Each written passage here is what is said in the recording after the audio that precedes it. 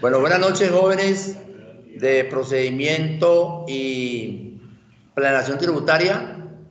Hoy entramos a la segunda sesión, después del acordado, haber hecho el acuerdo pedagógico entre todos. Entonces, en ese orden de ideas, ya les estoy compartiendo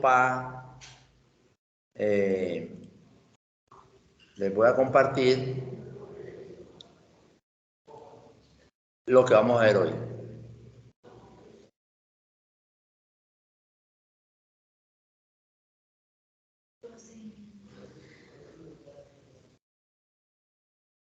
Me dicen cuando salga la imagen, por favor.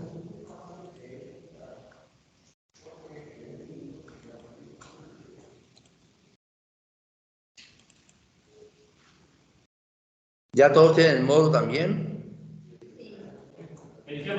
El módulo. Sí, profe.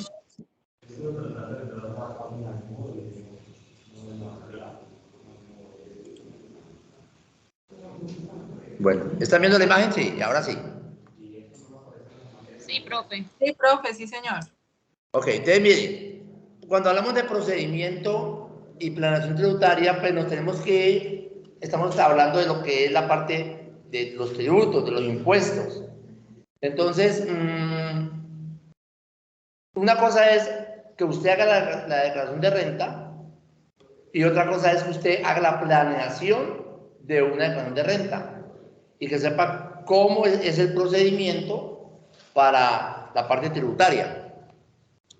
Primero que todo, nos remontamos siempre a la Constitución Política en su artículo 338, donde dice que en tiempos de paz, solamente el Congreso, las asambleas departamentales y los consejos distritales y municipales podrán imponer contribuciones fiscales o parafiscales. La ley, las ordenanzas, los acuerdos deben fijar directamente los sujetos activos y pasivos, los hechos y las bases gravables y las tarifas de los impuestos. Usted mira las diapositivas allí, está viendo consejos con C. Cuando hablamos de consejos con C, es de la consejo municipal, es de la ley de legislar. Porque consejo con S es de aconsejar, ¿no? Y están viendo también grabable con V. Grabable, si usted lo hace con B larga, es de grabación, de discos. Audio. Exacto. En cambio, grabable con V es de impuestos, gravámenes. ¿Listo? Entonces, la Constitución Política dice que en su artículo 338 que el Congreso, la Asamblea y los consejos pueden hacer impuestos a partir de una ley, ¿no? Ojo con eso. Te hablamos de una legalidad tributaria y me habla de la fidelidad a la ley. Ningún proyecto de ley, ningún decreto puede violar la Carta Magna. Y la Carta Magna es la Constitución. Por eso ustedes han oído cuando empiezan los proyectos de ley a pasar por las cámaras y llegar al Congreso, pues ahí es donde se hace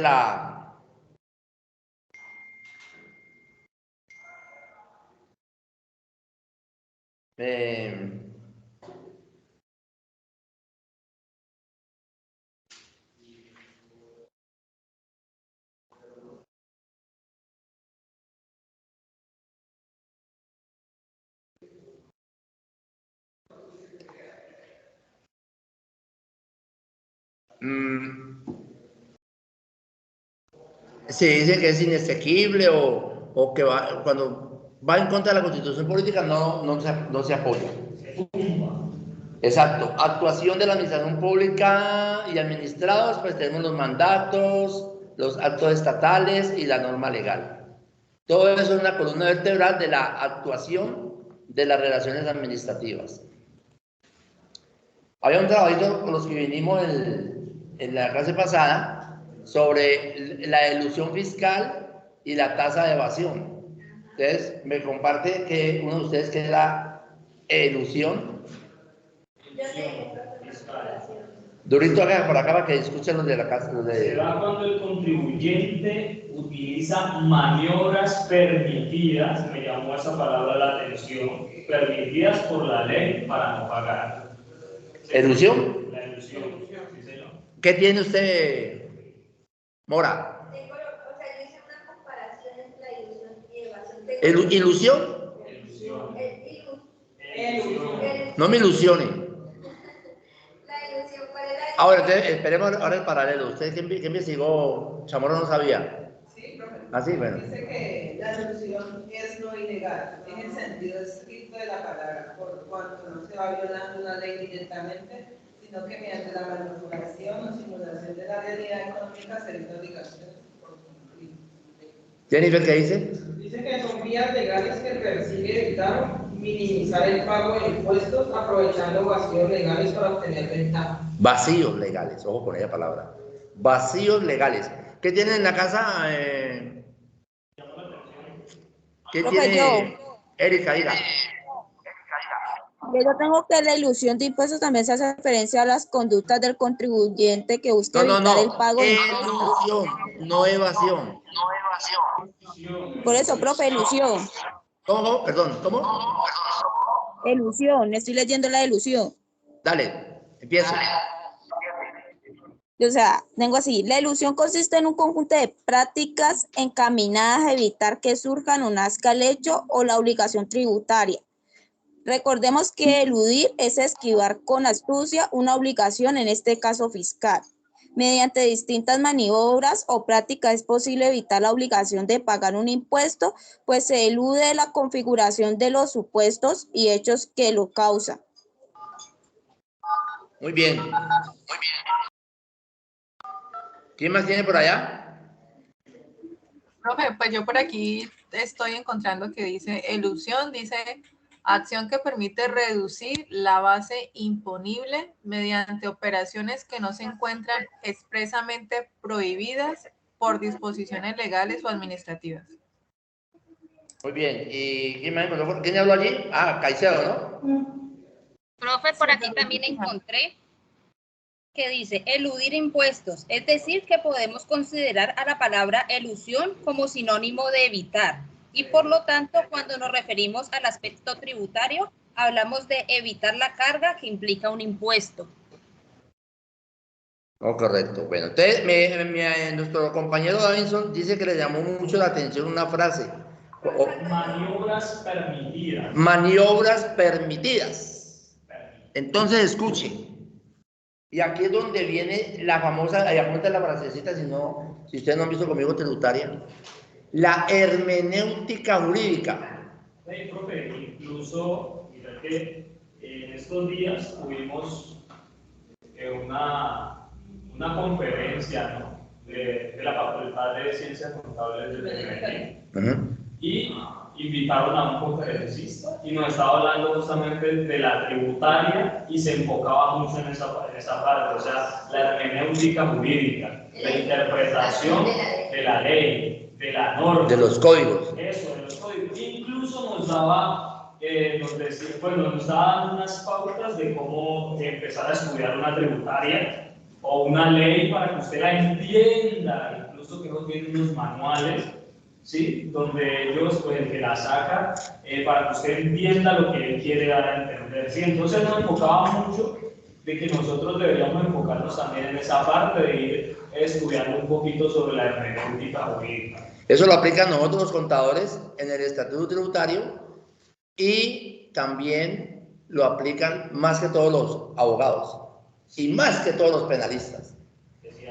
Ahí es donde usted ve las películas cuando agarran a un ladrón o un atracador y le dicen quédese callado porque todo lo que usted diga puede ser usado en su contra por la hermenéutica jurídica.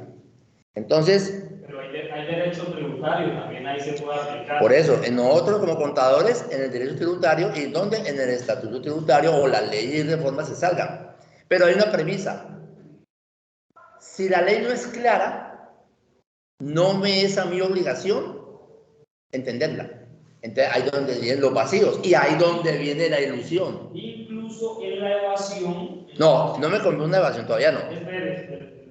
No. Venga, profe, yo le digo algo. La diferencia entre la elusión y evasión. Perdón. ¿Ustedes están escuchando a Gabriela? ¿Me escuchan? Sí, profe. Hágale pues. Sí, profe. La elusión es que el contribuyente evita el nacimiento de la obligación tributaria y en la evasión se realiza el hecho generador del impuesto. O sea, esa es la pequeña diferencia entre estas tres. ¿Y explíqueme que no entendí? Sí, yo tampoco. No, yo sí entiendo, pero quiero que me explique. No, usted, Repita lo que... O sea, repita lo que... No, la escuchémosla. evita el hecho. No, espere. En la elusión el contribuyente evita el nacimiento de la obligación tributaria. Escuche pues. La elusión evita que nazca una... Obligación. O es decir, que digo, venga, pero ahí no me está diciendo que lo tengo que pagar. O que si esa tasa lo va a pagar porque no está claro. Hago la elusión. En cambio, en la evasión, sí, hay Ya está claro. Se realiza el hecho generador del impuesto. el impuesto está. Ajá. Que no lo haga, estoy evadiendo. O sea, ahí se viola la ley. Y ahí sí hay gana, papá. En la ilusión, ahí viene el análisis que yo le haga a la norma. Y si no es clara, pues va a tener que la vean. Ahí son los famosos micos o los famosos vacíos de las leyes. O los elefantes blancos, dígale. Incluso en la evasión. Sí. No, ya vamos a un momentico. ¿Está claro de la evasión usted? ¿Me adelanto? Ok. ¿Quedó claro lo que es elusión? Sí, Es señor. Sí, profe. aprovechar como la norma que no está clara para que no se genere un impuesto o una contribución. Hacer todas las maniobras posibles para disminuir el punto. No me hable de maniobras, porque la maniobra ya me está hablando de evasión. En otras palabras, en la elusión se buscan estrategias para pagar menor impuesto, entiendo yo. A ver, entonces, ¿De acuerdo a la interpretación? sí, no creo porque, a ver, cuando yo hago esas cosas que usted me está diciendo, sacarle beneficios a la ley es diferente. ¿Por qué? Porque, por ejemplo, si a mí la ley está diciendo, mire, si usted contrata minusválidos, lo que usted le pague a esa persona, fiscalmente se lo puede descontar en un 200%. Entonces, yo estoy aprovechando, ahí está la norma. Estoy aprovechando la norma, entonces, venga, si usted le paga 1 millón, contablemente 1 millón, pero cuando hagamos la parte fiscal en la depuración, son 2. O sea que va a tener un beneficio porque va a bajar ganancia, va a bajar renta líquida. Uno paga el impuesto por la renta líquida, ¿sí o no? Entonces, ahí yo estoy aprovechando en la norma. La deducción es porque no está claro. No está claro. Sí, entonces yo digo, venga, a mí no me están diciendo que sí o que no. Entonces no lo hagamos, porque no está. En cambio, el beneficio sí está. Tómelo o déjenlo. O cuando yo hago donaciones a entidades sin ánimo de lucro, pero que pertenezcan al régimen tributario especial.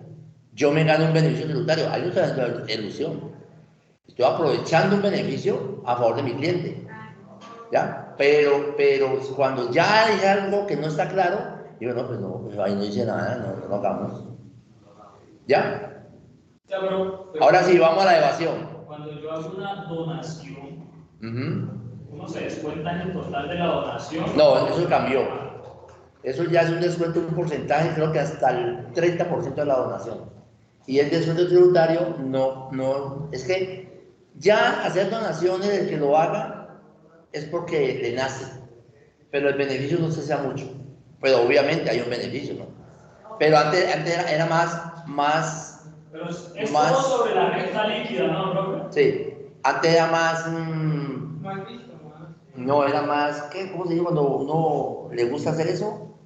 Más generoso, ¿qué? Más generosidad, Más atractivo hacer donación. Porque, bueno, y hay gente que dona, ¿sí?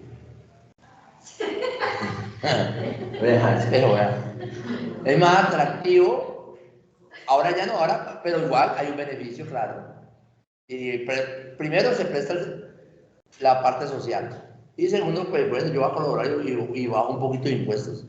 Ahora sí, dejemos a Davinson que se habla de la evasión. No, que hablen los demás. Yo te quería mencionar era que en la evasión justamente había en los tipos de evasión que encontré por ahí, me salía que subdeclaración de impuestos, paraíso fiscal. Bueno, le hablan creo que es En la ilusión es que apareció los paraísos fiscales.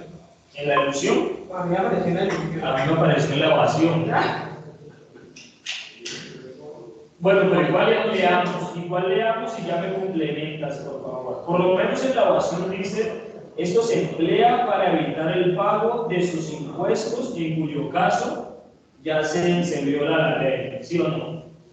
A mí me aparecieron unos tipos de evasión, o quizá yo me equivoqué y era ilusión, pero entonces tenemos su declaración de impuesto, paraíso fiscal, designar un testaferro, fideicomiso o trust, cambio del país de residencia y mencionar lo que estábamos hablando ahorita, que eran lagunas en la legislación o normas no muy claras. Eso encontré yo. Si quieres, profe, pues te voy definiendo cada una. O lo dejamos ahí. No, ¿cómo que no? Está bueno, está interesante, dale. Listo, entonces, su declaración de impuestos. Vamos a ver qué me dice aquí su declaración de impuestos. Pero usted ya me dio contexto de evasión. ¿Qué no tiene usted? ¿Qué es evasión para usted? Evasión.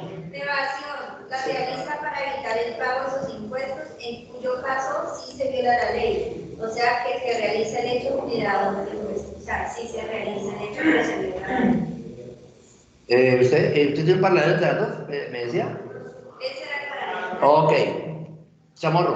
La evasión consiste en ocultar la obligación tributaria para evadir la responsabilidad de pagar el impuesto. Señorita.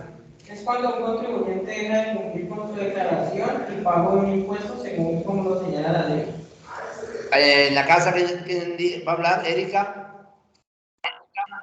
Profe, yo tengo que en la evasión tributaria, el contribuyente realiza el hecho generador del impuesto, pero se rehúsa a pagar el impuesto. Correcto. Caicedo. Profe, yo tengo que, pues es como lo que leyó ahorita, acción que se produce cuando un contribuyente deja de cumplir con su declaración y pago de un impuesto según lo que señala la ley. Jessica. Profe, tengo lo mismo que la compañera Ana María, sin embargo, algo como para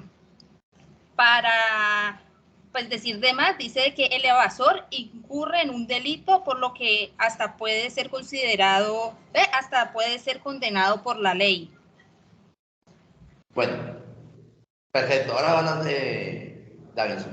Okay. Resulta, evasión. Yo en el año 2020 un cliente mío, muy de la época antigua, la cultura no pago, lo que yo les digo a ustedes, muchachos, ustedes van a encontrar un nicho muy bacano, ahora que ustedes se gradúen como contadores, porque ya la gente se metió al cuento y ya le tiene miedo a la DIAN, porque ya no se puede ocultar, y yo me inventé un eslogan, a la DIAN se le puede correr pero no esconder.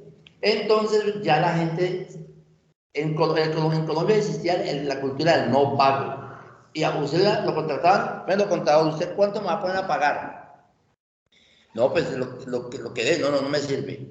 Necesito un contador que me ponga a pagar menos. Ojo, yo puedo hacer eso si hago una buena interpretación de las normas, aprovecho las herramientas de la deducción para decir, bueno, listo, vamos a hacerle, pero no voy a evadir, porque el delito está en la evasión. Entonces mi amigo me pasa la información exógena que se presenta en la DIAN, es una guía, no es palabra de Dios, ahí hay cosas que no aparecen. Entonces, a mi amigo le pasó, a mi cliente, ese señor duro para pagar impuestos. Cuando me pasa él la información y yo me doy la exógena de él vende, aparte de las cosas que él hace, vende café. Y en la exógena aparecía 500.000 pesos de café a una cooperativa. Le dije, venga, don Julano, ¿usted está seguro que solamente le vendió 500.000 pesos en el año 2020 a esa cooperativa? El señor me dijo, sí, Juan, eso está muy duro. Antes yo voy a dejar eso, está malo, malo. ¿Seguro? Sí, listo. Hace 2 meses le llegó requerimiento a la DIAN, donde decía que no coincidía los ingresos, que hay una diferencia de 41 millones de pesos. Yo me asusté cuando me llegó el mensaje, la auxiliar me manda y me lo reenvié. Ay, la embarré yo. Porque es una responsabilidad de uno, el cliente confía en uno y por eso le pagan a uno, ¿no? Yo me metí otra vez a la cartón de renta, me metí a la exógena y me dijo, no, efectivamente todo estaba igual. Le dije a la auxiliar, ve, no será, yo para mí que este señor me ocultó ingresos de la cooperativa, porque es muy poquito. Y es decirle, hay que ir a la DIAN a mirar por qué la diferencia tan grande. Y él se hacía el loco, yo creo que internamente ya sabía, se hacía el loco. Aproveché una amiga que estaba en la DIAN y le dije, hazme ese favor. Ya él me dijo, me pasó el favor, 42 millones de la cooperativa. Le escribí al señor, ¿usted por qué no me dijo? Mire lo que va a pasar, hay que corregir y pagar la sanción. Y eso es lo que vamos a ver en el procedimiento tributario. Este es el procedimiento y eso lo vamos a aprender a hacer, cómo se liquidan las sanciones. Usted aprende en renta a hacer el impuesto, a la declaración de renta. Aquí en planeación vamos a aprender a liquidar sanciones y tengo unas plantillas y lo va a el link para que, muy buenas, por extemporaneidad, por inexactitud. Entonces, ya sí dijo que sí, que era verdad, le pidió el certificado a la cooperativa, no, porque nunca me lo pasó, o sea, no fue culpa mía. Le liquidé sanción, le había quedado a favor como 800.000 pesos y él feliz en el 2020. Para este 2022 no me dio cara, me tocó llamarlo y me dijo, Juan, ¿qué me pueden hacer? Va para la cárcel. Yo lo asusté. No, ¿cómo así? ¿Usted para qué me tapó? No, eso es que estoy viendo, hágale. Le quedó 10 palos. ¿Le tocó pagar? Sí. 10 palos, pues, brava. Y desde el 2020 los intereses de mora se lo comen. Eso lo vamos a aprender a hacer más adelante. Ahí es donde viene la parte práctica. Eso quería llegar, no preguntar. ¿Y qué pasaba justamente si un cliente a uno le ocultaba la información? O sea, ¿caía algún tipo de responsabilidad sobre uno como contador? No, porque él fue consciente de que me ocultó información, evadió. Me ocultó información, él lo hizo, yo no. Incluso, aquí lo que tengo es su declaración de impuestos. Dice que queda claro que la cantidad de impuesto a pagar depende de las ganancias obtenidas. Por tanto, para pagar menos impuesto, habrá quienes declaren haciendo unas ganancias inferiores a las que realmente están obteniendo. Por ejemplo, ¿cómo yo puedo declarar ganancias inferiores? Metiendo gastos que nunca hice. Los gastos que no son. Por eso, y dice, por ello habrá que ocultar la diferencia por la cantidad no declarada, de tal manera que el fisco no descubra la totalidad de las ganancias. Ahora bien, para lograr ocultar... Venga, ¿ustedes le dejan página qué? ¿Página de bajón o qué? ¿Le están enseñando a evadir? No. A eso espere a que voy, mire. Ahora bien, para lograr ocultar adecuadamente las cantidades no declaradas, se necesita el apoyo de una estructura muy compleja a nivel internacional, sobre todo si se trata de grandes cantidades. O sea, es muy complicado. Yo creo que para usted evadir o hacer esto, usted tiene que tener a alguien en la vida. Amiguito. Que le ayude. Que No, le ya. eso. Pero le digo, ustedes se van a encontrar una población ya que se echaron al dolor.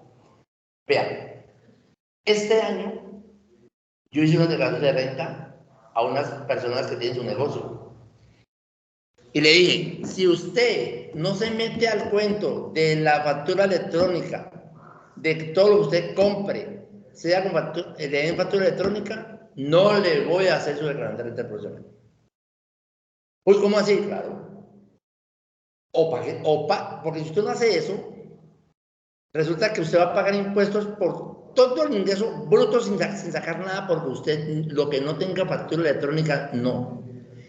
Para este año yo me arriesgué, porque este año valía que no tuviera el 20% de las compras, hasta el 20%. En el 2020 era el 80%, aquí el 20%. Y para el próximo año, o sea, para el 2023, que es la de contar renta del 2022, lo que no esté facturado electrónicamente no vale. Entonces, para que me entienda el contexto, usted facturó, digamos que sí, aunque sea hizo eso, yo ya empecé a facturar electrónicamente, me tocó facturar electrónicamente 50 millones. Y se gastó 30. Pero de los 30, soporte electrónico 10. Contablemente, 50 menos 30, ¿cuánto ganó? Contablemente.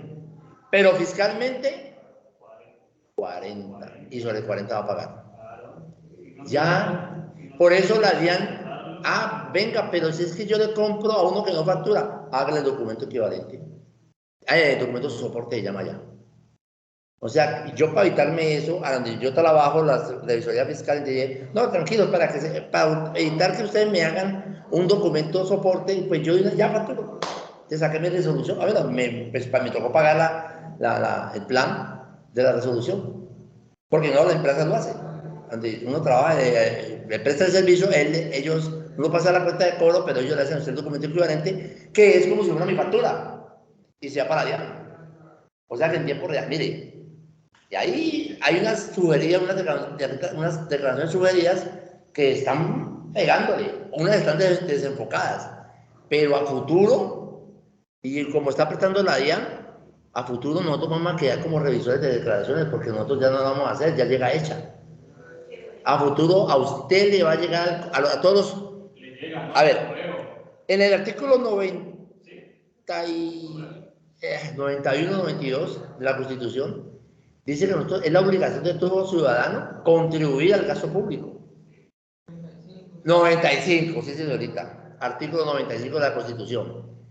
Entonces, en potencia, todos somos declarantes, en potencia. Pero no todos pagamos. Pero no todos pagamos, porque usted puede declarar y no pagar. En cambio, el que declara, contribuyente. Yo, por ejemplo, el año pasado declaré, fui declarante, y este año fui contribuyente, porque pagué.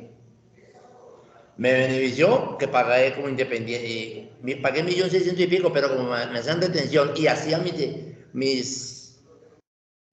pagar mi seguridad social como independiente, eso me bajó. Al final de cuentas salí pagando 200 y pico, pero 1.200.000 que me tenían ya retenido, ¿no? Y a otra empresa que no me den retención, digo, no, hágame retención. Ya, hágamela, porque es que es un ahorro para mí. Porque no me la hace yo, uno no planifica eso. Viene dentro de la planeación. En cambio, yo soy feliz cuando mis clientes le hacen retención. El señor que le digo que es muy reacio y que tocó pagar 10 millones, ahora está con una sellita. Él paga de impuestos más en una sociedad. Esa sociedad con los dos muchachos. Los dos muchachos son muy honestos. Y no, lo que hay que pagar se paga. Más o menos unos 70 millones de pesos de impuestos. Pero como le hacen muchas retenciones a ellos, pagan 20 o 12 millones. Entonces, poquito, el viejo, y uno sabe que está pagando 70, donde se dé cuenta. Y él tiene una percepción de que el IVA, él me decía, el IVA me va a matar. Y él, ¿cómo que te va a matar el IVA? Si es que el IVA, es que... Claro, pero es que cuando yo empecé a asesorarlo a él venía de pagar IVA de 5.000 pesos. 5.000 pesos de IVA pagaban los formularios. He comprado facturas donde podía comprar facturas, ya, para bajar el IVA. 5.000. Y claro, y nadie le prestaba plata a él, sino los gota a gota, porque ningún banco. Yo le iba a ver a viejo, vamos a organizarnos y vamos a sacar el costo-beneficio. ¿Cómo así? Hermano, ¿cuál es la radiografía de una persona en el comercio? Su declaración de renta. Si usted no muestra, no le presta. O usted es capaz de prestarle un por lo que pasó ahorita, prestarle 100.000 pesos. Bueno. Es lo mismo. Los bancos no te van a dar crédito porque no están mostrando solidez.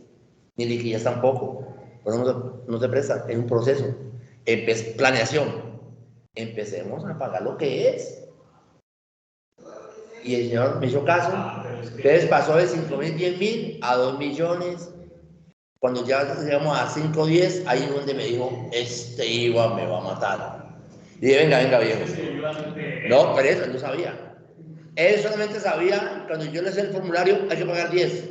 Y lo que usted dice, ya lo gastó, no lo provisionaba. Entonces le dije, vea, don José, ese IVA lo paga el cliente. ¿Cómo así? Venga. Mire la factura. 1.000.000 de pesos la mercancía suya. Sí, señor. Ok. Más IVA. 190.000. Total factura, 1.190.000. ¿Lo suyo qué es? Pues el millón. Los 190 de la llave. ¿Cómo así? Y lo está pagando él. Lo está pagando él. Y el IVA, al fin y al cabo, lo paga el consumidor. El último, el final. Y venga, y la DIAN está diciendo usted, tranquilo que ese 190.000 pesos que tiene allí, si compra mercancía que ahora y le cobran IVA, descuéntelo lo que me debe. Usted va y paga un almacén, paga IVA, y lo que paga acá se lo puede descontar. Ya. Por fin entendió. ¿Qué parte de la contabilidad te parece más hermosa? La pasión. ¿A usted? Esta. ¿Cómo de qué parte? ¿En el área? Esta. Tributaria, esa es. Lo que pasa es que esta tiene más responsabilidades y la Junta Central de Contadores está buscando la manera, y es una preocupación que hay, porque las multas son muy onerosas. Mire, una exógena que no hay que pagar nada, sino presentar la información, una sanción de 60 millones, 70, 80, 200, 30 millones de pesos. ¿De dónde va a sacar un contador que le está asesorando y le está pagando 1 millón de pesos por decir algo? ¿De dónde? Yo digo, bueno, listo. ¿Quiere que usted no tiene problemas con nada? Págueme 10 millones de pesos y me quedo aquí nomás. Exclusividad. No le trabajo a nadie, porque es que uno como contador, para poder hacer la plata, te monto el outsourcing y monto varias empresas. Entonces, una tiene un problema, otra, entonces no va a tener, de pronto puede pecar en eso. Y errores, mire, humanos. Errores por ejemplo, y ese me parece injusto, que usted pague el IVA cuatrimestral, ¿sí? Pero resulta, no, cuatrimestral es el gran volumen, el gran monto, pero digamos que se pasó el tope y le tocaba bimestral, o lo va a cambiar mejor, lo tenemos bimestral y bajó topes a cuatrimestral, pero no tuve en cuenta, como se está pagando cada 2 meses, seguir pagando cada 2 meses, cada bimestre. Y le llega a usted el requerimiento de la DIAN decirle, señor, su periodicidad de pago no son bimestrales, son cuatrimestrales.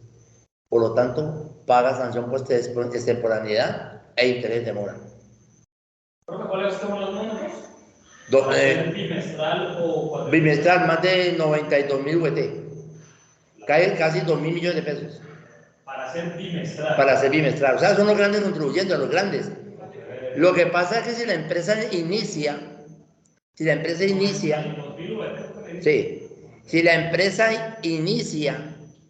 este año, por ejemplo, como no tiene base, arranca bimestral. Cuando llegue a diciembre, saca base. Y si la base le da más de 92.000 VT, sigue bimestral. Si no le da, cuatrimestral. Y ojo, que las exportaciones... Para IVA, ¿no? IVA, sí. Para las exportaciones es bimestral. Porque como eso siempre es exento, siempre va a quedar IVA a favor. Entonces, es así, no importa el monto, va a ser bimestral. Pero solo empresas que sean exportadoras. Ajá. Bueno. O trabajen con productos exentos. Paraíso fiscal. Sí. Dice paraíso fiscal. Recordemos que un paraíso fiscal es un estado con una carga impositiva mucho menor que en el resto de los países del mundo. Esta circunstancia termina por atraer los capitales de los no residentes. De ahí que las grandes fortunas y numerosas empresas se van atraídas por los paraísos fiscales. Así muchos establecen su domicilio en paraísos fiscal pese a no vivir allá. Gracias a la capacidad de estos estados, es difícil conocer las identidades de quienes ocultan su patrimonio en paraísos fiscales. Por lo general, los paraísos fiscales son países de reducida extensión geográfica, como ocurre en el caso de las Islas Caimán, Mónaco, Bahama o San Marino. Y aquí se llama la atención el caso de las Islas Caimán, el gran ejemplo de paraíso fiscal, donde hay más sociedades que habitantes, en las Islas Caimán. Bueno, entonces yo le peloteo, le hago la pregunta. ¿Eso es evasión, elusión o beneficio? Eso es evasión fiscal. No, eso es evasión, profe. ¿Será? Está declarando como si viviera allá, pero no. No, eso tiene que probar. Y ahí cuando se hace declaración de renta de las naturales, se hace las condiciones para ser residente o no residente. O no confundan que yo aprovecho un beneficio porque voy a evadir. Le voy a poner un ejemplo para que entienda entonces. Porque es que usted me lo tiró al extranjero. Hace muchos años, ¿ustedes se acuerdan cuando el temblor de Popayán? ¿Usted no ha nacido? Temblor de Popayán, cuando hubo el terremoto en Popayán en Semana Santa. Ah, no sé. 1900 y tanto. Vete ahí, terremoto en Popayán. ¿Y la del Quindío? Armero, eso fue inundación. Temblor de Quindío. ¿Ah? 1983. Ok, bueno. El hecho no es saber cuándo fue el terremoto. El hecho fue quedó totalmente destruida Popayán. 1983. Ok, quedó totalmente destruida Popayán, ¿verdad? Y hablo de Popayán y voy a hablar del eje cafetero. Entonces, ¿qué hizo el gobierno? Y creó paraísos fiscales en ese sector. ¿Para qué? Para activar la economía de esos sectores. Entonces, creó la ley PAES para Popayán. Por eso. Entonces, yo digo, venga, yo tengo una empresa grande y hay una ley PAES por 10, 15 años para que cuando yo llegue allá no pague impuestos. Escuche, ese es el paraíso. No voy a pagar impuestos. ¿Ok? Cojo mi planta, lo que usted acaba de decir, a Popayán. Y la ley Quimbaya fue allá, en el eje cafetero, cuando el temblor de Armenia. Crearon la ley Quimbaya, paraíso fiscal, para que la gente inversionista se fuera para allá. Y aquí también le pasó algo también parecido. No hubo temblor, gracias a Dios. Pero aquí hubo dos casos. Cuando la planta Leona quería venir para acá, se iba a montar en Papayal, con la condición que lo exoneraran del impuesto de industria y comercio por tantos años. No quisieron. Tapón Corona, ¿conocen Tapón Corona? La empresa ahí por la 35, a frente de Cerón. Había una empresa Tapón Corona, la que hacían las tapas de las gasolinas, de cuento, Tapón Corona. Le dijeron al municipio, exonérenos de impuestos o nos vamos. Y la gobernadora, bueno, y eso genera empleo. ¿Me entienden? ¿Entienden los alcaldes las decisiones que toman? Por eso yo motivo, vamos a miremos la buena fe de muchos desempleados. Por la mezquindad de cobrar el impuesto, por no exonerarlos. Entonces, los paraísos fiscales para mí no son evasión. Son beneficios. Ahora, bueno, porque voy a activar el sector. De pronto, si me voy para la isla Escamán, de pronto ya estoy buscando de evadir, pero pues si está parada, ¿yo qué puedo hacer? ¿Es un delito? No. El problema es de dónde salió el dinero. Por eso hay unos estamentos de control, el SARLAF y el SAGRILAF, para mirar el enriquecimiento ilícito, lavado de activos, patrocinio al terrorismo, ¿ya? Pero, por lo menos en el caso de los paraísos fiscales, como me gusta el fútbol, he estado un poquito empapado en las cosas. ¿Por qué entonces a los futbolistas entonces les pone el problema por eso? O sea que, por lo menos en el caso de Cristiano Ronaldo con España, que Hacienda le estaba colocando problema por eso mismo, porque decía que mandaba el dinero a un paraíso fiscal para evadir carga tributaria y no pagar impuestos en España. Porque ahí sí hay evasión. Porque ¿dónde generó ingresos el señor? En España. ¿Y usted por qué lo lleva para allá? Ahí sí hay evasión. Ah, ok. Porque uno debe pagar impuestos donde genera renta. Sí, y donde vive. Entonces, por eso hay evasión. Habla de allá por otro lado. Y para no se mete problemas. Profe, por eso es que los futbolistas Perdón, ¿qué dicen allá? Que por eso, profe, es que los futbolistas como que los persiguen mucho en ese tema de la evasión, porque ellos generan ingresos en países y al cambiar, pues, digamos, de un club a otro, ellos quedan como con esos pendientes, ¿cierto? Porque uno escucha mucho eso, que los futbolistas y todo eso, que pagó tantos millones porque no cumplió, algo así.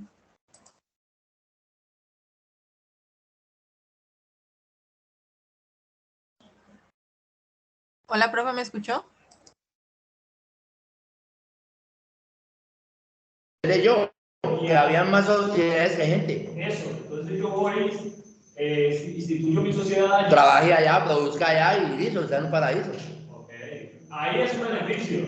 Ajá. Ok, listo. Bueno, por ahí en la política que ustedes hablan mucho, pero interesante las cosas. Y eso se trata esta asignatura. ¿De dónde nacen los paraísos fiscales? ¿De dónde?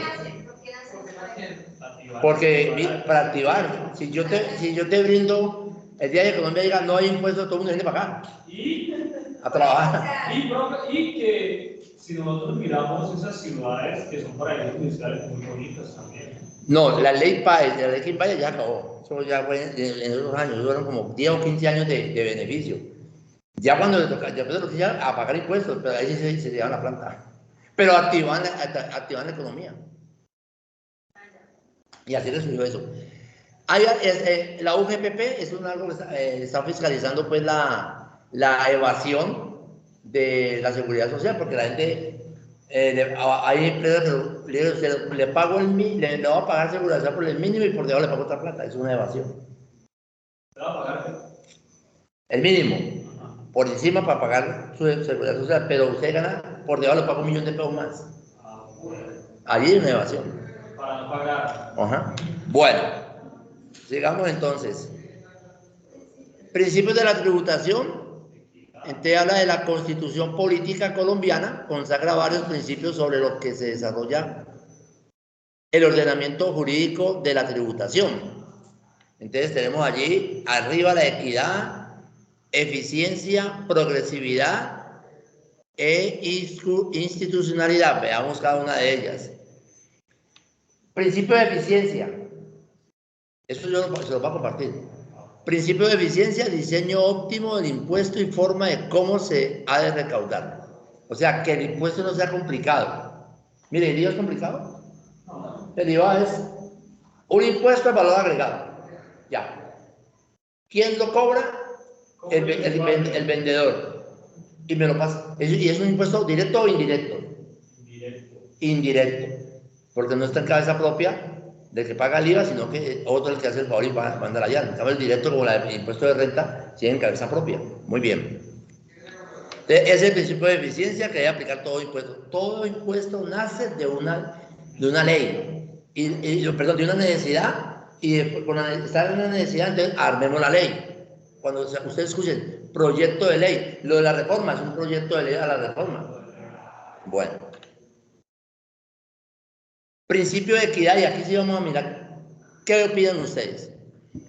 Dice, la equidad tributaria pretende que al contribuyente se le cobre lo que pueda soportar según su capacidad de pago, a fin de evitar impuestos excesivos, al igual que beneficios tributarios excesivos. El que más tiene, pague más. Esa es la equidad.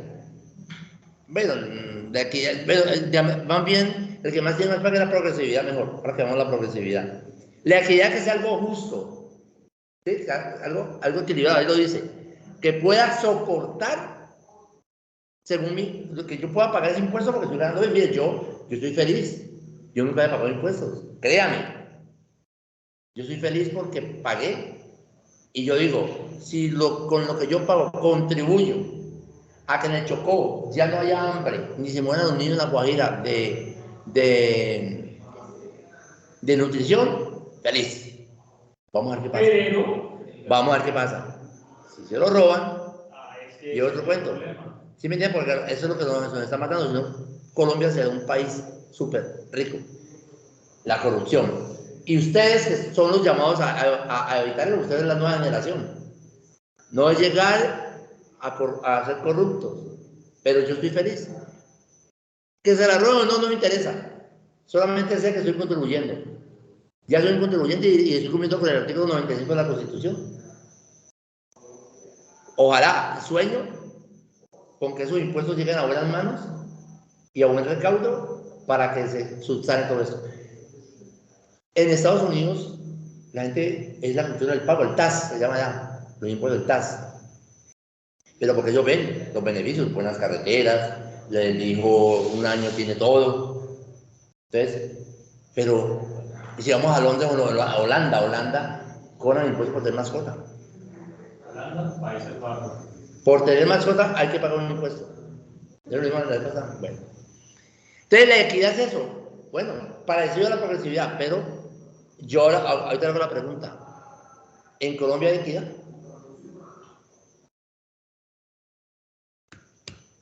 En materia de impuestos. Ajá. En materia de impuestos. Porque si se sigue la ley. Bueno, ¿usted cree que el IVA cumple la equidad? No, ¿Sí, profe. No, ¿Qué dicen? no, profe. Nunca. Porque no importa en qué estrato socioeconómico se encuentre la persona, todos tienen que pagar el 19%. Correcto, eso ahí es. Ese es el ejemplo típico. Ahí no hay equidad. Estrato 6 o estrato 2 o 1 paga el mismo IVA. Por ahí sacaron pues la devolución de IVA que hicieron un estudio y devolvían como 85.000 pesos de IVA. Mire, ¿qué sería lo ideal? Vean, muchachos, yo creo en un estado perfecto. Y para mí el socialismo ni el comunismo son estados perfectos. Para mí sería el capitalismo social. Capitalismo porque el que trabaja tiene el derecho a ganar. Y social para que no robe. ¿Sí me entiende? Entonces, mire, qué bacano sería, pero mire, echa la ley, echa la trampa, y porque tenemos la cultura de primero yo, segundo yo y tercero yo. ¿Qué tal una idea así? Estoy divariando. Señores, no se les va a cobrar el IVA a los estratos 1, 2 y 3. ¿Qué hace la gente? Consigue, como si ven, consigue decir que ¿quién va a poder hacer así? Gobierno. Por ejemplo, ahora que hubo esa catástrofe, No, y el Silven es alto así. Sí, igualito. Hay gente rica con Silven. Que usa Silven, ¿para qué? ¿Para no pagar? gente de allá pues tenían ese beneficio que les ayudaban pues otra vez con la construcción de su casa. ¿Y sabe qué hacía gente que tenía dos impuestos? Se conseguían, digamos, una declaración de que ellos también habían perdido su vivienda y adquirían también ese dinero. Entonces la cultura del colombiano es creerse muy vivo. Del latino. Eso, del latino. ¿Y sabe por qué? Bueno, yo a usted en el primer semestre les dije por qué. No, pues ya no me acuerdo. ¿Saben por qué somos así? buscando la trampa, buscando, esa es la ley, esa es la trampa, buscando beneficio propio, así me caguen los demás, primero yo, segundo yo, tercero yo, sin pensar que, hombre, si fuéramos socialmente pensantes, eso sería una maravilla. ¿Sabe por qué? Lo tenemos en el ADN. Somos inteligentes como los indios y ladrones como los españoles. Porque a nosotros se nos conquistó. ¿Quién? Una partida de ladrones que vinieron ahí en esas 3 naves. Claro, eran presos.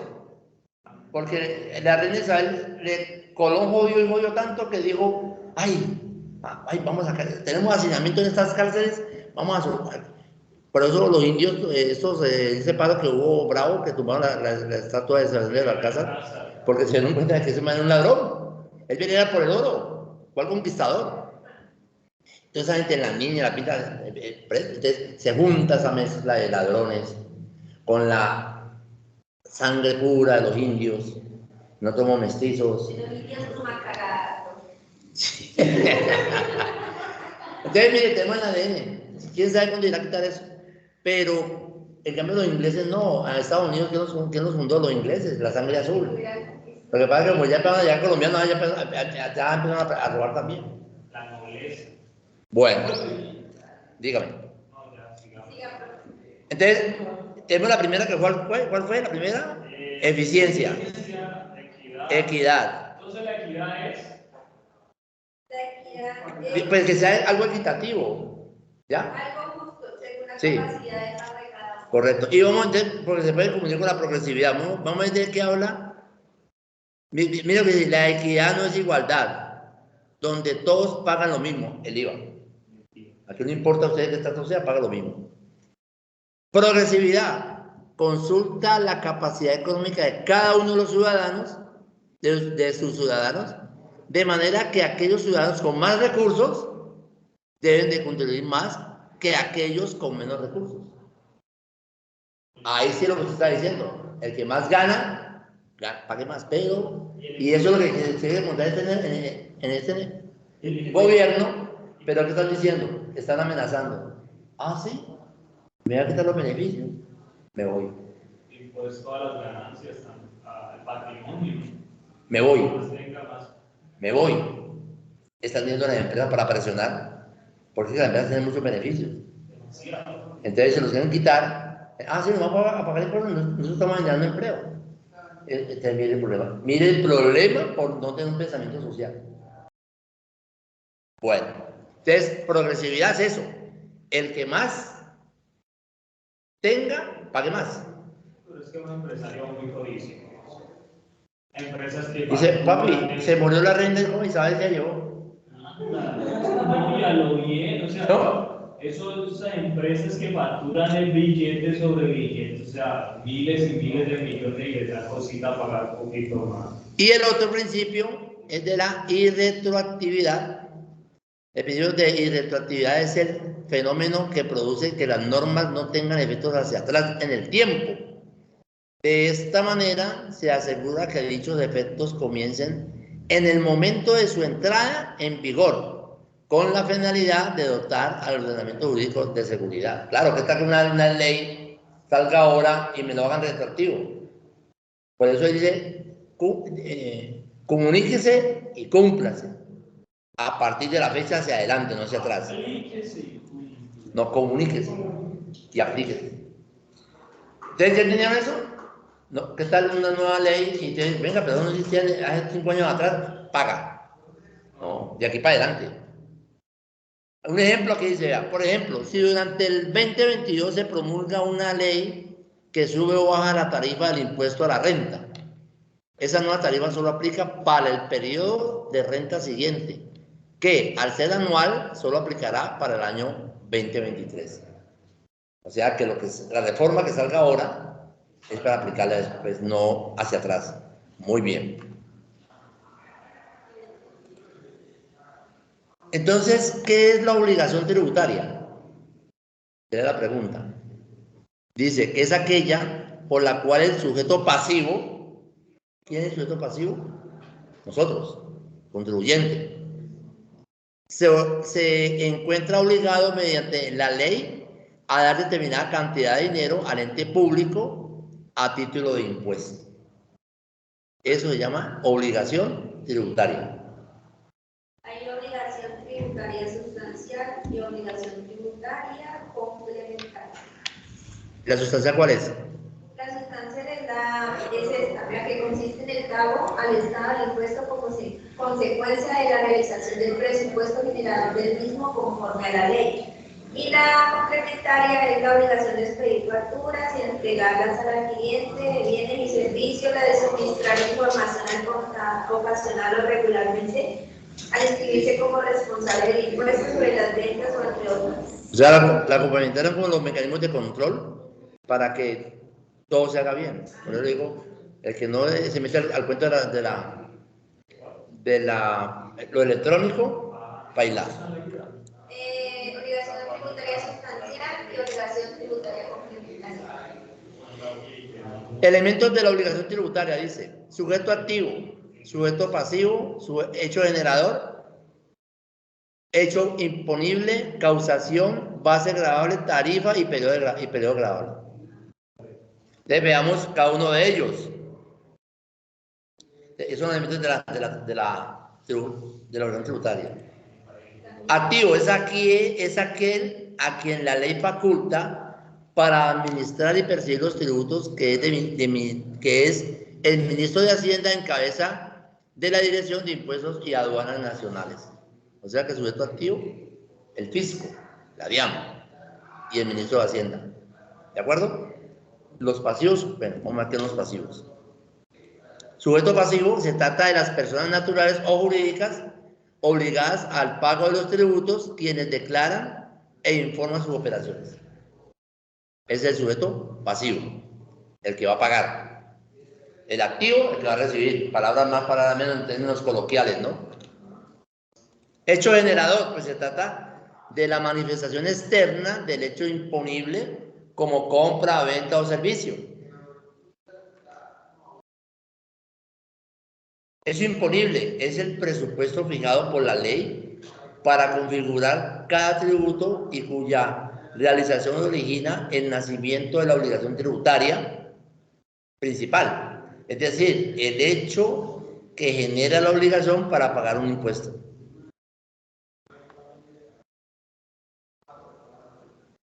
Causación es el proceso de reconocer contablemente un evento o hecho económico, es decir, registrarlo en la contabilidad, que no es otra cosa que la contabilización del hecho económico. Causación, facturación. Base gravable es el valor sobre el cual debe liquidar un impuesto.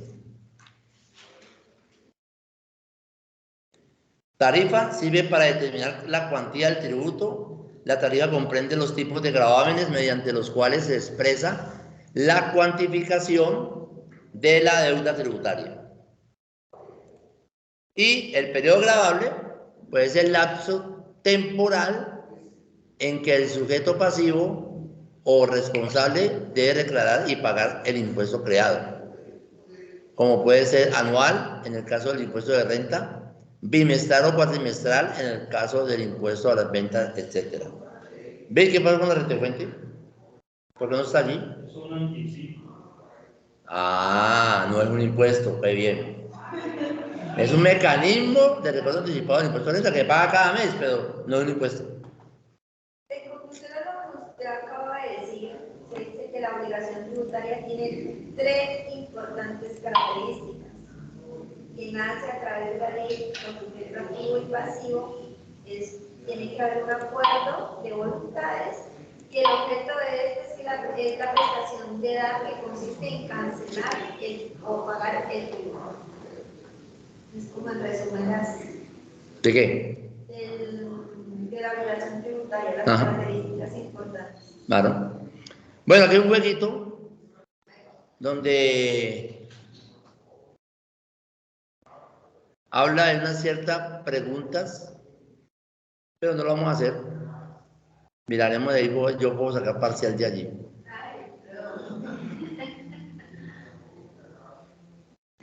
Vamos a ver, por ejemplo, yo le digo, deme un número. 7. El 7. Sujeto activo. ¿Qué es? El sujeto activo no somos nosotros los que pagamos el impuesto. ¿Somos nosotros? No, es el que administra los recursos. Si estuviéramos jugando los juegos del calamar, eliminada. Lo dijo, era Un número, Jennifer. Karen. El 3. ¿Qué es progresividad? el que más gana, que más gana. Ya viva, ya había visto ese número. Ya había visto la pregunta, ya había visto la pregunta. Bueno, los de la casa, Caicedo, un número. El 10, profe. El 10. ¿Qué es tarifa? Como el porcentaje que se le estipula para el pago de un impuesto. Sí, señora. Solamente Mora la que ha perdido, Gabriela la que ha perdido. Un número, Erika. El 18.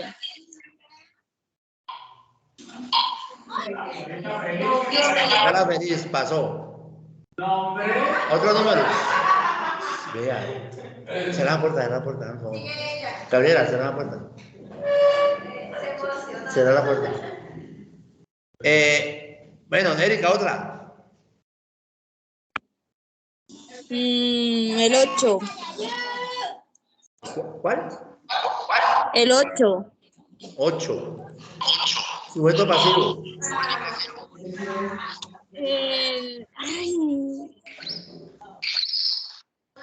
Eso no son como los...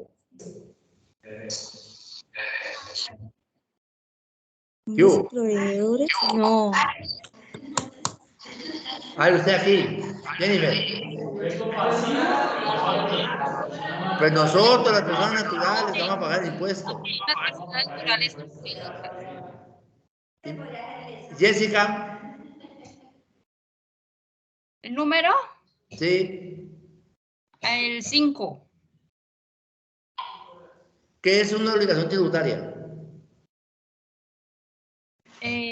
Una obligación tributaria, pues es el pago que debe de hacer el contribuyente. Bueno. Jennifer, número. Lapso de tiempo para declarar y pagar. El IVA, por ejemplo. O el agravante de renta, el impuesto de la renta. Ese sí es como de... Es anual. Anual. Oh. Pensé que eran los tiempos. Davinson, Claro. número. El 17, el 1. ¿Cuál? El 17, vamos con el 17, a ver. Sujeto pasivo obligado a pagar impuesto. ¿Sujeto pasivo? Obligado a pagar impuesto. Pues nosotros, no es la misma, ¿no? Nosotros. Ya, listo. Ya había salido. Bueno. Casi me pone a dudar ahí. Dije, no, pues que ya salió y como que no, la misma. Entonces, ¿qué es el procedimiento tributario? Eso apúntelo así, es el conjunto de normas que regulan la relación del sujeto activo con el sujeto pasivo. Que regula. Es el conjunto de normas que regulan la relación del sujeto activo con el sujeto pasivo. Coma, las cuales suscitan las etapas para llevar a cabo las acciones fiscales.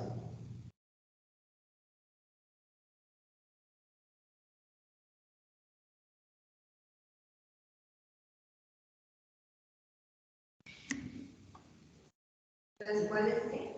Las acciones fiscales.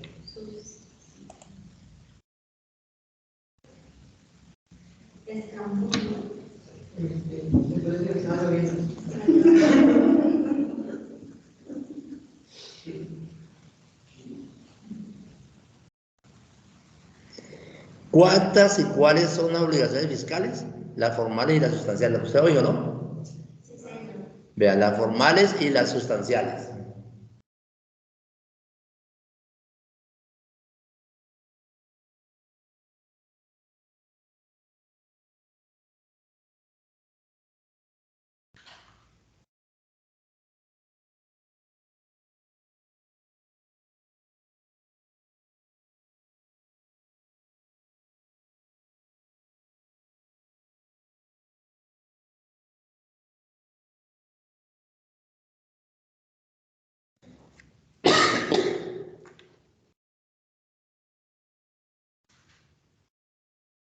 Entonces, clasificar de las obligaciones tributarias sustanciales hace referencia a la obligación de tributar, es decir, de pagar para contribuir con los gastos del Estado.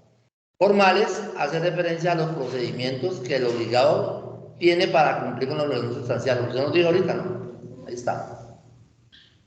Los procedimientos. Bueno, les voy a dejar entonces esa tareita para dentro de 8 días. Leer los siguientes artículos. Me imagino que ya ustedes tienen su estatuto tributario, ¿no? Aunque uno por internet todo lo encuentra. Bueno, artículo 565, artículo 566 raya 1, artículo 568, artículo 570, 569, o sea, y 570. Entonces, 565, 566 raya 1, 568, 569, 570 del Estatuto Tributario y otros.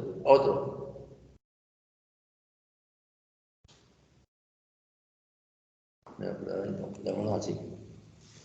Después lo desglosamos en la primera clase. Quedamos me acuerdan, en la diapositiva número 24. Bueno, jóvenes,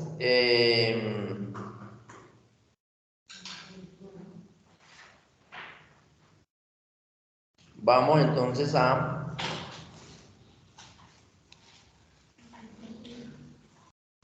espere.